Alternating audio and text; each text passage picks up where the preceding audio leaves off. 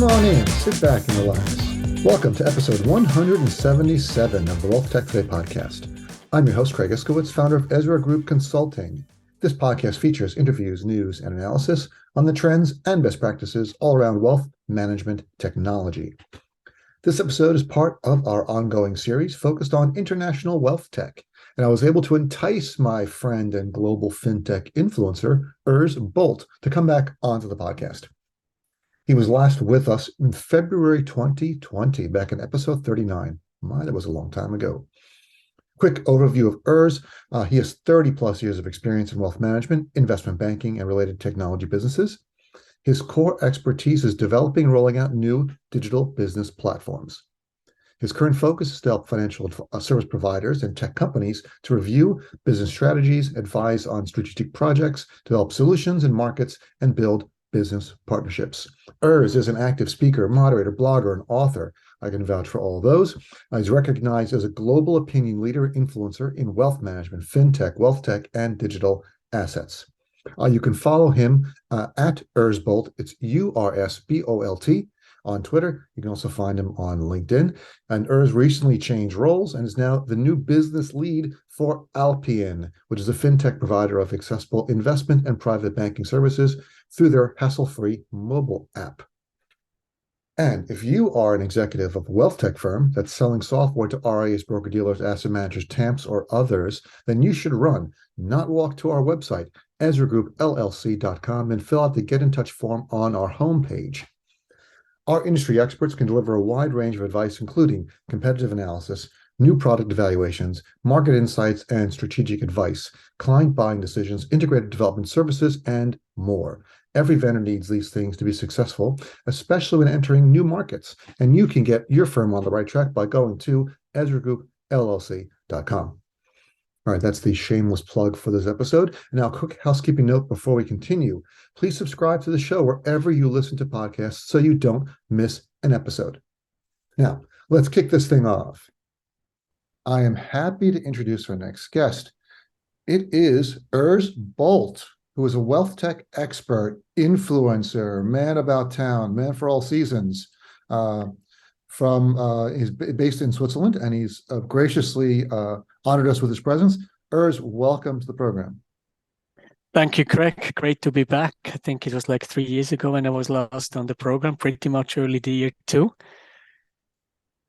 Something like that. Yeah, it was. I have to go back and check the episode number. But anyone, if you're on our website, WealthTech, EzraGroupLLC.com, WealthTechToday.com, you can search for Ezra's previous episode if you want to catch up on the great things Ezra has to say. So thanks for being here again. Can you please give people who don't know you a quick 30 to 60-second overview of yourself?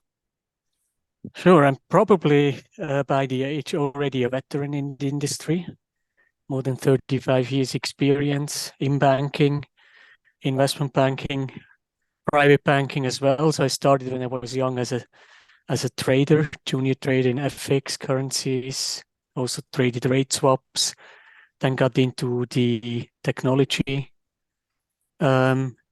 sector, always regarding banking technology, risk management, data integration for risk management, integrating of portfolio management system, regulatory reporting. So that was like mid-90s until early 2000s when client-server architectures became dominant for all the applications around the core systems.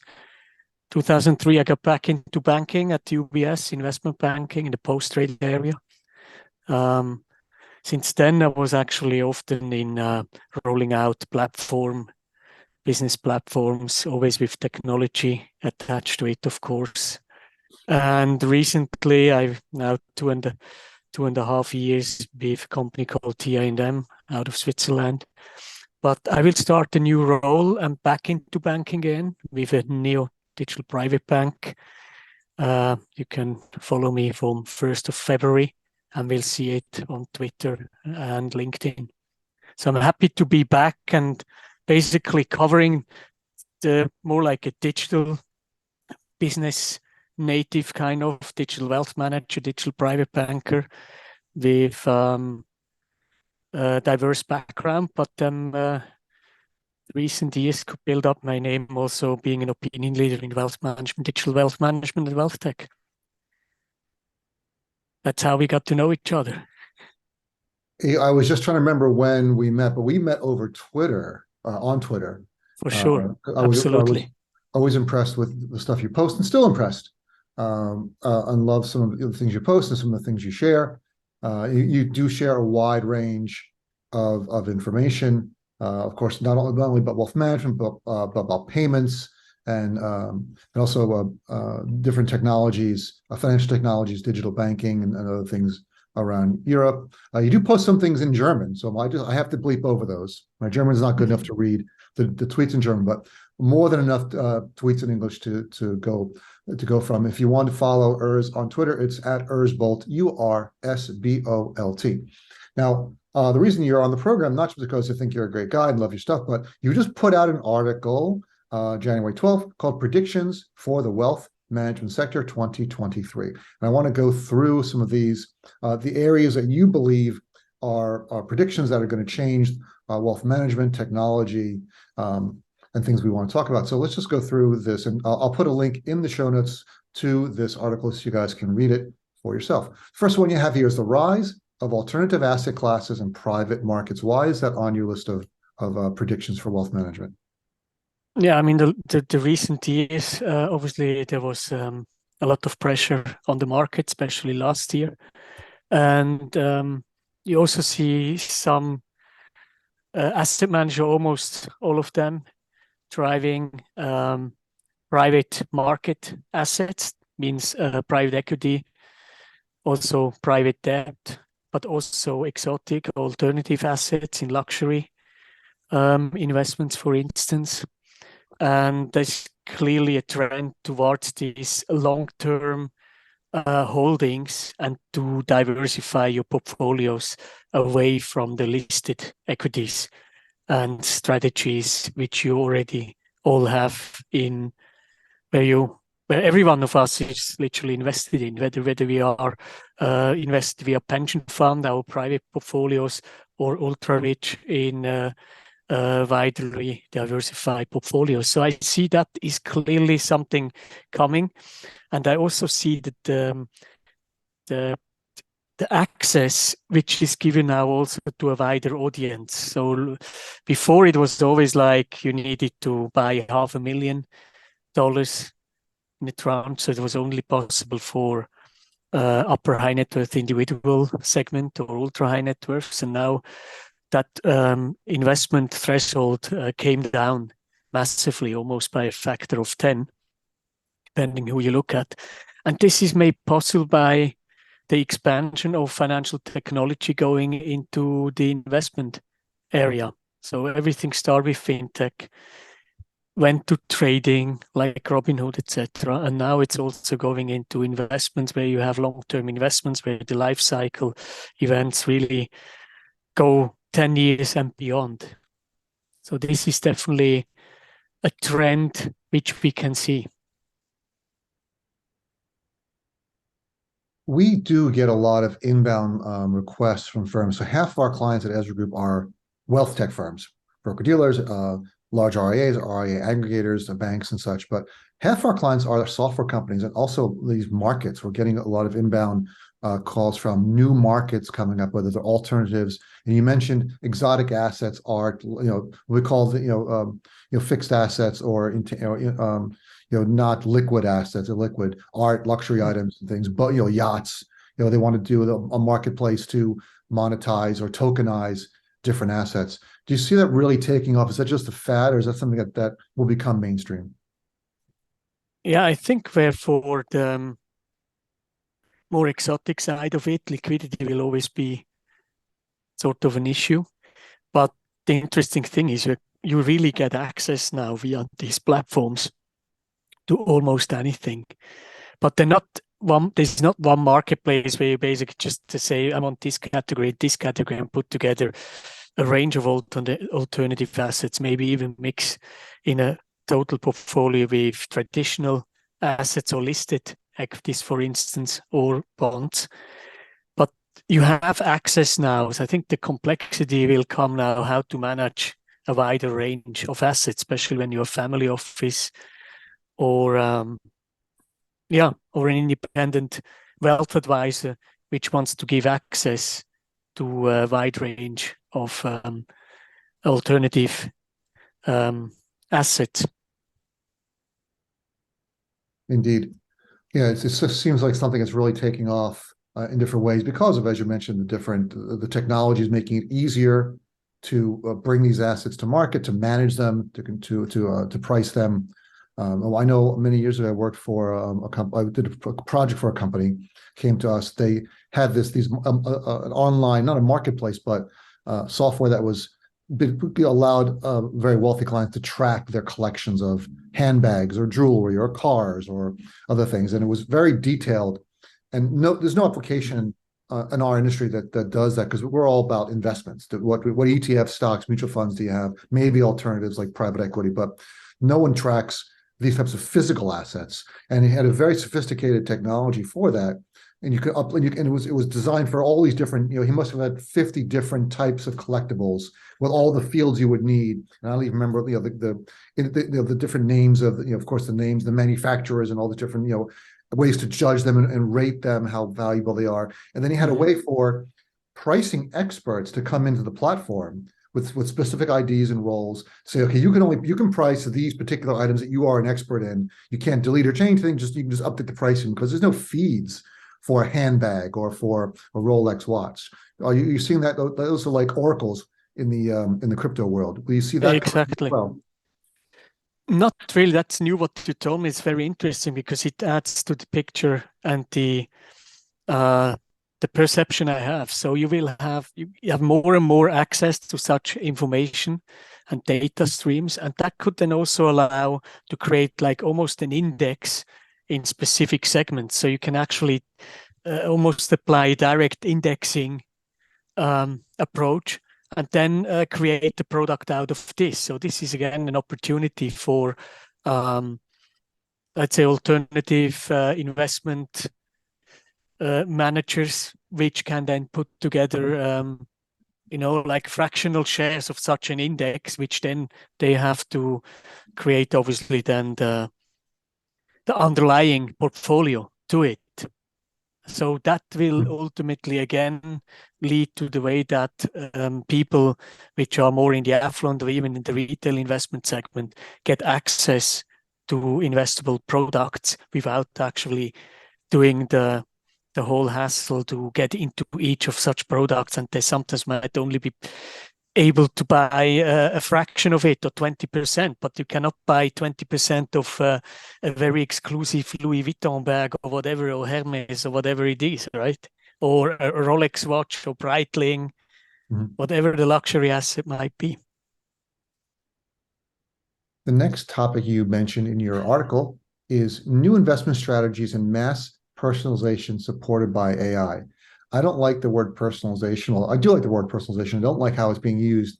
I haven't seen mass personalization, but hyper personalization is a very common buzzword that I think is overused. But how are you using these terms, and what do you see AI doing around wealth management?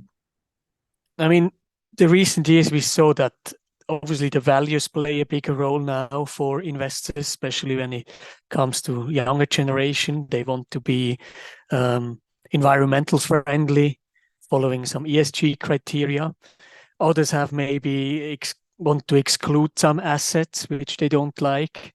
And to make this, like your personal investment strategy with all the different criteria you have, you really need a new approach. You cannot do it in the old way. Either it's too expensive, too manual, or it's not, and then it's not accessible for lower investment amounts.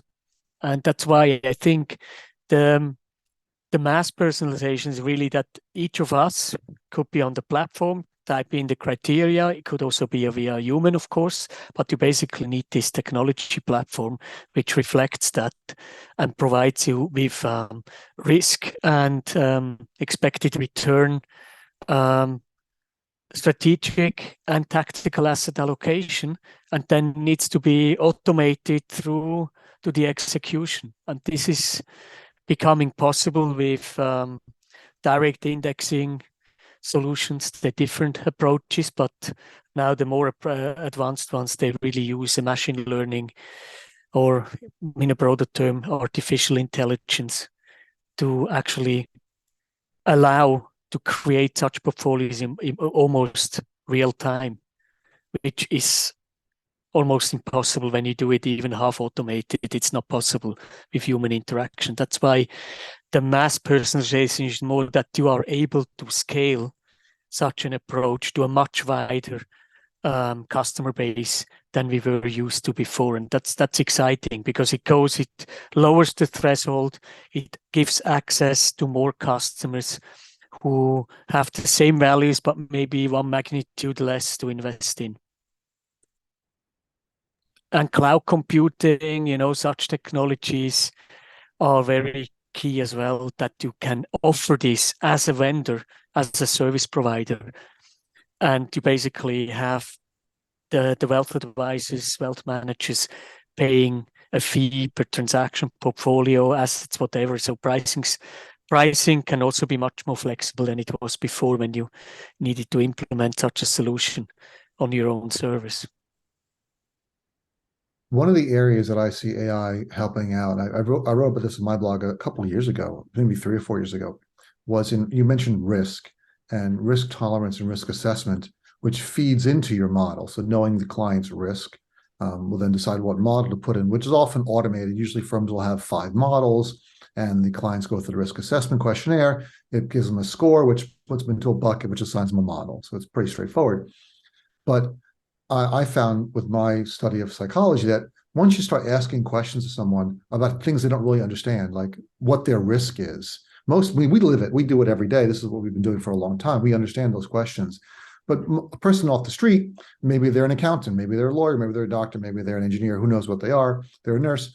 They don't think about risk and what that means. They're seeing these questions for the first time and trying to understand, well, what do I feel like I can lose? I don't know. What are these trade-offs? No matter how many things you give them, they're still not going to really understand what those trade-offs are necessarily, or know how they actually would react in a market downturn. That's what everyone wants to know. It's not no one is worried about how their clients are going to react if the market doubles. They're worried if the clients, how they're going to react if the market gets cut by 50%. And I think AI is a great tool which will start taking over risk tolerance and risk assessment questionnaires by saying, well, give me your name and your social, all your social media links. And it's going to run through all their social media posts, and they'll give me all of your transactions from your other advisor, all the transactions that were made, and they'll see how they actually responded, or what their sentiment is. And that'll be a much better indicator of what their actual risk tolerance is than asking them the questions and having them respond, consciously respond. Yeah, for sure. I mean, I was thinking around this. I was even a mentor, or startup mentor of one of the startups who wanted to actually access Facebook data, but it was at the end not possible because Facebook didn't allow you access. Mm-hmm. So that it's very closed. And I think, especially in Europe, but also increasingly so in the States, that data privacy law, etc., makes it difficult accessing social data. But I believe that you can really make it a better user experience by taking into account your portfolio, then run simulations in near time, real time, extremely fast, and just really show you the impact. What would happen if that scenario is the case, or and it reflects that you're based in Switzerland, or you're based in the US, also with currency fluctuations, etc., and just make it much more tangible, that people really understand, okay, if that would happen to me, I think I need to take less risk. I should maybe reduce the equity share of my portfolio, or I could even take in something else, possibly some Bitcoin, some crypto, even the liquid part, at least in the crypto space. And it would actually diversify your portfolio, especially when you see now equity markets still under pressure. Bitcoin recovered again. We don't know how it's going to end up, but obviously some people are again more positive about it. But this, and on a dynamic level, that you actually get a trigger on an ongoing way. Doing this automation via AI is definitely helpful for each of us, whether you're a small investor or a family office with a large portfolio. The next area you have in your trends article is customer centricity, digital private banking and neo private banks. So I don't want to talk about them as much as how they relate to wealth. So I'm much more interested, and I've been pushing for many years, the holistic view of wealth, where advisors don't just look at assets, but look at liabilities, look at budgeting, look at other assets, look at insurance. Because if you don't see all those things, you don't really see a full picture of your client's financial lives. How will banking integrate with wealth? Will we see more of that going forward? More advisors are going to be integrated with the banking products or expenses or checking accounts and credit cards, pulling in all that information. I mean, why I see that as becoming more of a reality is because you have new players now. The incumbents, they don't seem to be especially good to offer such solutions. At least that's my perception here. Even though some banks work on this, but to have a complete view of your assets, liabilities, of your future cash flows, etc. There are now startups out there. They have either solutions which can help incumbents, or even new players. And on the other side, I see neo private banks which really don't have a legacy culture behind. They can really build it afresh, and they can really focus on the customer. That's also the only way actually to gain enough customers, because you need to really differentiate yourself, which as an incumbent, when you already run a successful business in wealth management, is maybe less pressure.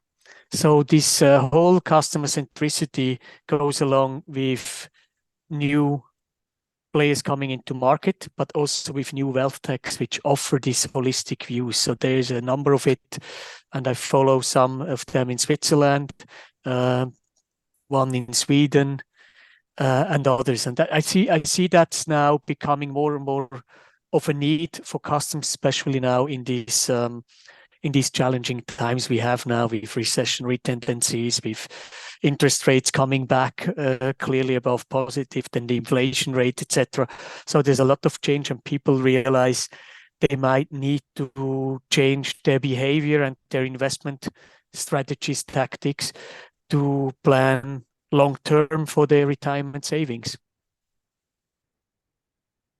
There's so much that can be done, and so many tools and so much more advice that can be provided when you're combining different assets, looking at the client's full picture. But it's also better for compliance. The more you know about the client's financial life, the better. We had someone on the program I think just last week, called Tax Status, where they, with the client's permission, of course, could download all of their history from the IRS.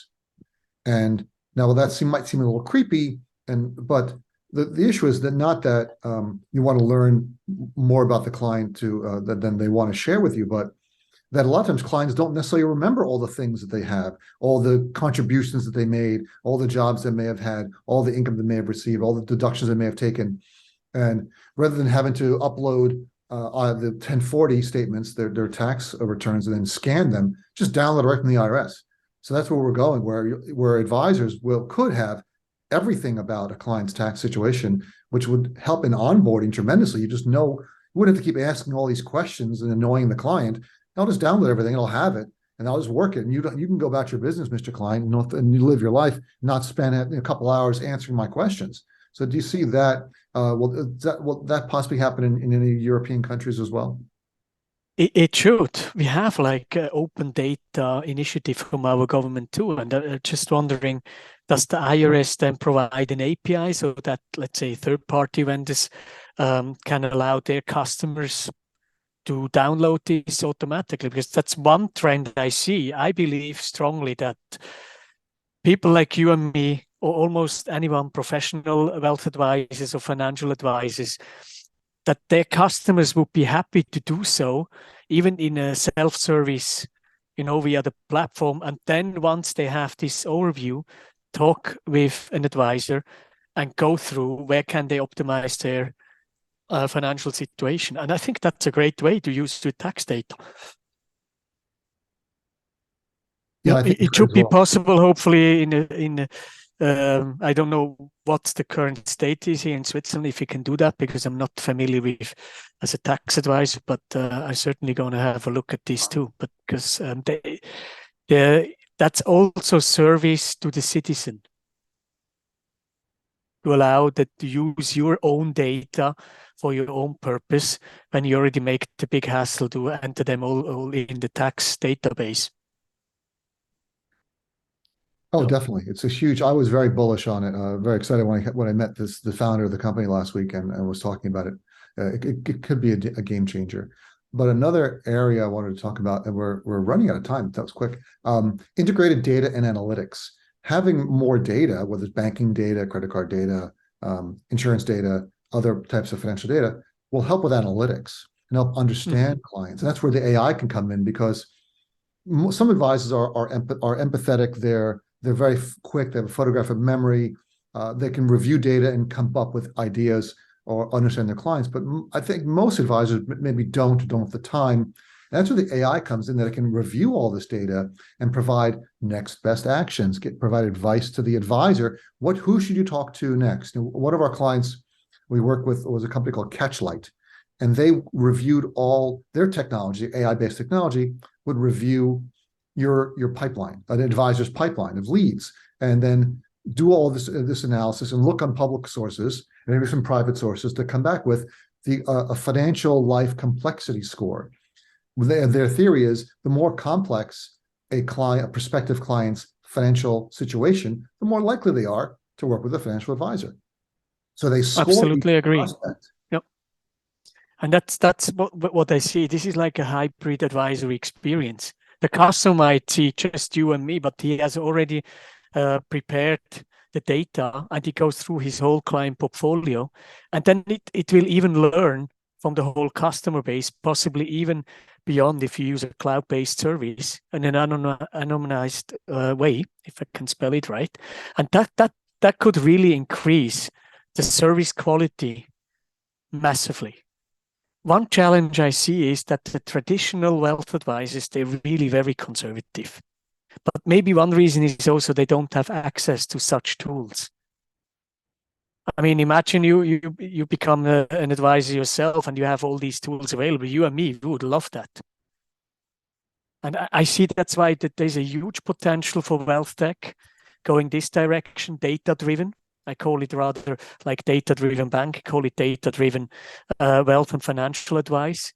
And it is clearly the trend. And you need the data first, you need to integrate them, you need to have them in a homogeneous way. And then you can apply machine learning and other algorithms. You can also use whatever ChatGPT, like a conversational natural language processing approach, which helps you to communicate also more accurate with all the small print as well. I mean, when you try it out, you're really astonished what's coming out. It might not be rocket science, but that's what we don't need that with financial management. You don't want to be a complete outlier, but you need a much higher level of quality for standard advice. I think that will really lift the quality and also then the financial, let's call it, wellness of each customer. So the last topic I wanted to cover in your article for trends for 2023 in wealth management is outsourcing wealth as a service. So I think I know what that means, but can you explain what you think? What do you mean by wealth as a service outsourcing? It goes exactly what I said before. You have more and more such analytics and data ready to use for advice, for financial plans, investment strategies, also funding, and such services will be more and more available via the cloud. So you basically can outsource that part of it and consume it as a service, and you pay then per each client portfolio, or it's very let's say, demand driven. The other part of the outsourcing is especially for the, let's say, family offices, independent wealth managers, for instance, chief investment officer services. You see now an environment, it's very demanding now. The macro level, very complex. You have geo-economic impacts. You have we moving in a very fast pace into multipolar world, and you see how the global economy is becoming more fragmented. It makes it very difficult. So you need very professional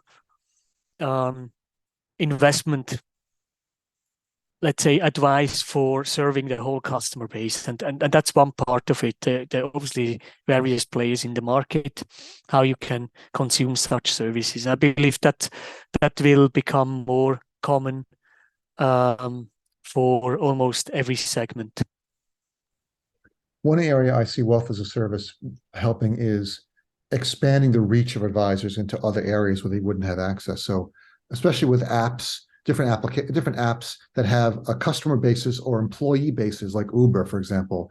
They provide a lot of services to their drivers. They rent cars, they even sell them cars, lease them cars, provide them insurance. Why not offer them a retirement plan through an advisory firm and manage their retirement through the app? You can take a deduction into the 401k or other plans or other apps that can offer these types of services to their communities, to their employees, to their customers. Say, if you want to retire, you want to open an account, savings account even, or just something simple, a budgeting account.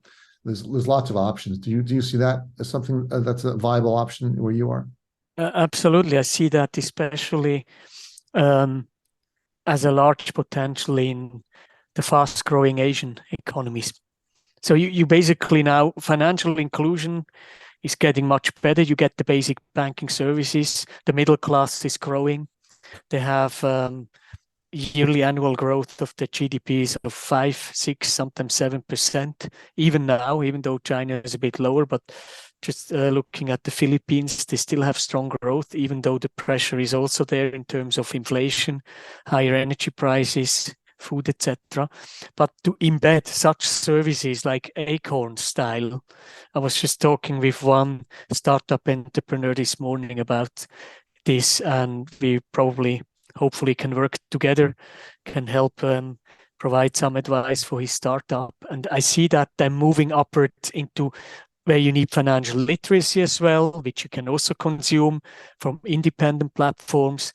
So for this, what is more embedded services, you will need to have proper platforms which can integrate that via APIs, or just that it's technologically easy to consume and build a customer experience around these services. So I see there is a lot of potential for wealth as a service for vendors, for consumers, and also for the intermediaries providing these services. And of course, one area which is probably important to mention, Switzerland is home of like 25% of private wealth globally. So Swiss financial institutions, wealth managers manage about 25% of global private wealth. And in the last few years ago, the open wealth, like an analogy to open banking, we have now the open wealth APIs available, so you can share data, portfolio data, transactional data, customer data for KYC, etc., which I think will be important to scale up such services, aggregator services, advisory services, which we were talking about just before.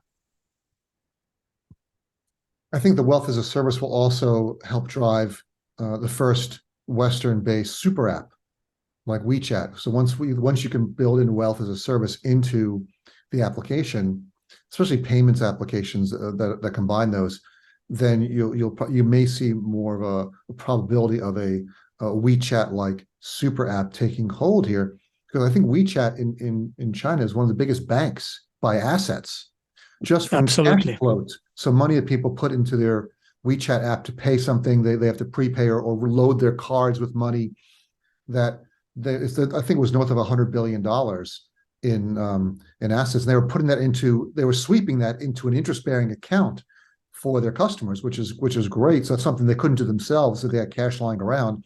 Now you can just load it into the app, have it into an interest-bearing account, but also have it available immediately for use to pay your laundry or your dry cleaning or pay for a restaurant, whatever you need. So having that ability in some of these apps, I think, would help. I know Starbucks is one of the US's biggest banks, just on their cash float from their app. Yeah, absolutely. But super apps really, there's a reason why they come from Asia, starting with China, Southeast Asia.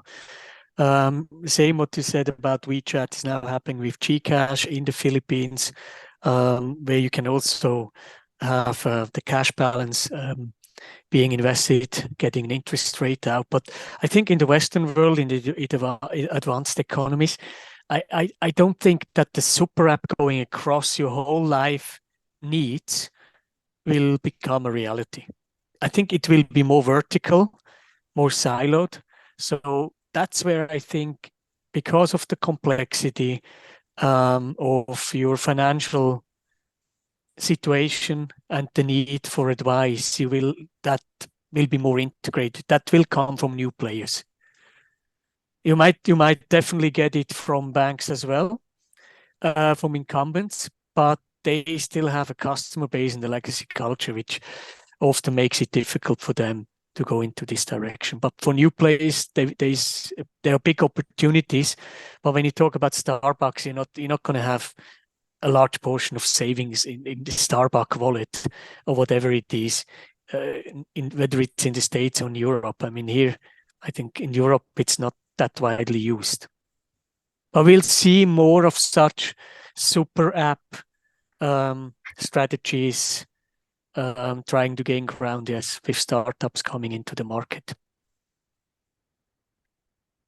Urs, we have run out of time and you've said it all. Can you please tell everyone where they can find more information about you? If they want to meet you, they want to interact with you, where can they go? Surely where I'm most active is on Twitter. Again, it's Ursbolt, @Ursbolt.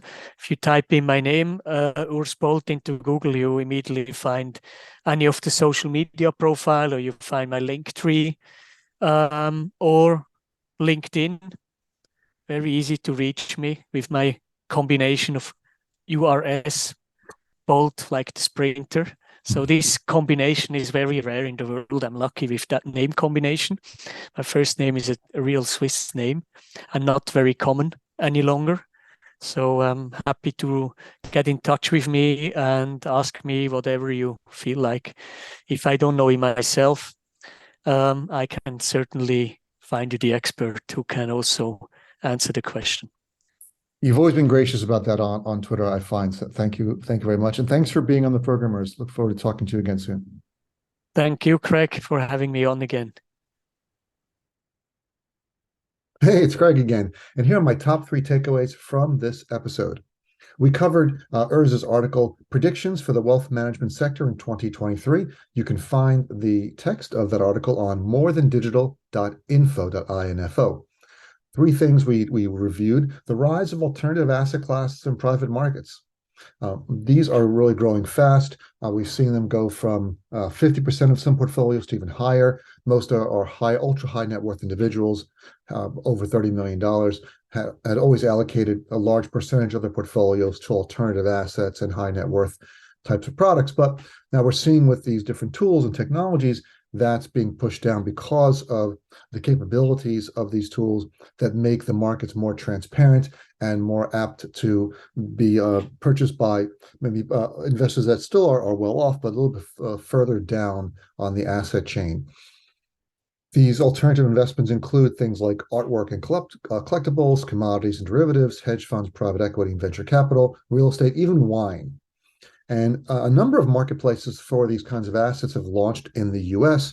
One of them, which I want to point out, you should check them out, is Halo Investing. That's HALO investing.com. And they built an online marketplace where advisors can research, analyze, and compare, and also purchase alternative assets like structured notes, buffered ETFs, and annuities.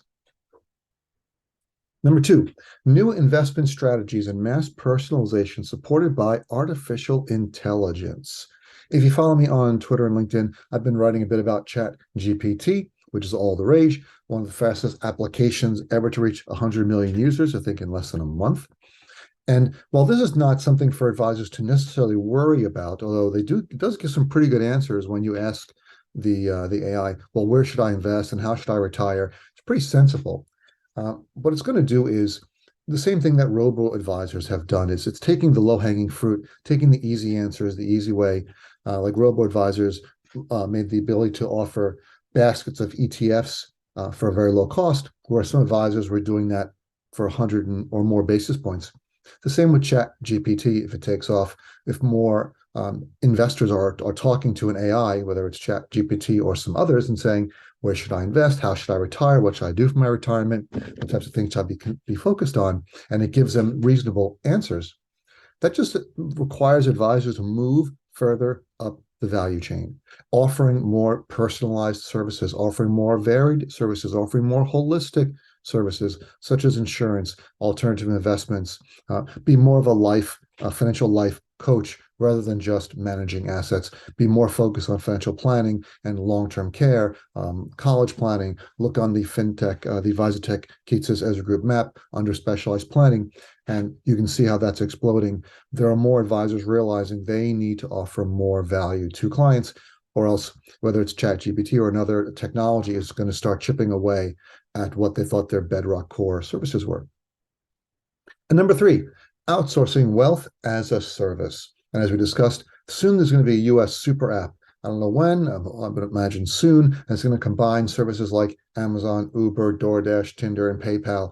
And all these are going to be wrapped into one gigantic app, and they're going to get tremendous amounts of users who are staying in that app for a long time, and then they're going to want wealth services, whether it's just saving money, budgeting, or planning for a trip, or once these super apps get your cash, usually it sits there for a while. People will load up their cards when they're going to spend money in different areas. That money just sits. You can roll that into some sort of investment account and offer other services. So whatever that super app comes along, or even these individual apps, could use a wealth management as a service capability to offer their users or their employees or their consultants a wealth management service, whether it's expenses or retirement savings. Well, you've made it to the end of another episode of the WealthTech Today podcast. Thanks for listening. Please go to our website, EzraGroupLLC.com, scroll to the bottom of the homepage, and sign up for our newsletter. Once a month, you'll receive an email chock full of wealth management goodness, news, updates, analysis, and information. You will not be disappointed. Thanks for listening again, and talk to you all again next time.